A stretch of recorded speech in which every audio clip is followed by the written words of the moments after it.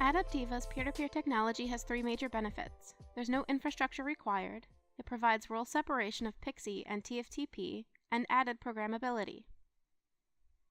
PXE via Config Manager requires a distribution point, and the PXE role can only run on a Windows Server operating system, so a server class system running a PXE-enabled distribution point role is required.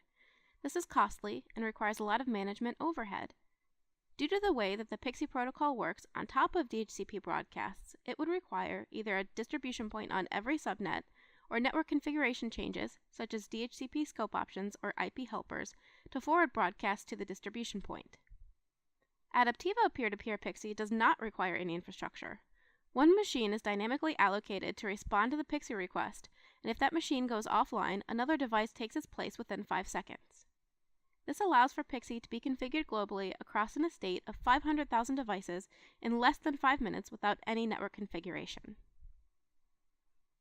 With traditional PXE, the distribution point is statically assigned to listen for DHCP broadcasts and respond to them. It also acts as a TFTP source for providing the netboot files and WinPE boot image. With Adaptiva peer-to-peer technology, one device per subnet is dynamically elected to be the PXE responder, listening for DHCP broadcasts and responding to them. However, a different machine can be provided as the boot image source.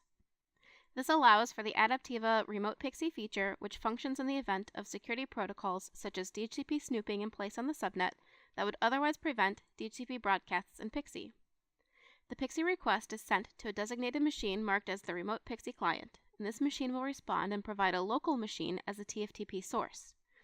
This enables PXE and also prevents a large boot image from being transferred over the WAN. It also means that load balancing can be applied to the provisioning of boot images so that a single machine can respond to PXE but provide different machines for subsequent PXE boot attempts for the transfer of the boot files. Using the workflow engine, conditional execution and response can be provided as part of the PXE process.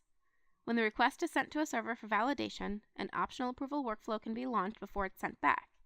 This can influence the response to provide an optional response, a mandatory response, and abort or modify boot image based on whatever logic is desired. This can be used to provide an additional layer of approval, for example, looking up the resource in a separate CMDB or external data source, log any PXE attempts, or overwrite an optional response with a mandatory response to avoid the requirement of pressing F12 to boot into WinPE via an available deployment.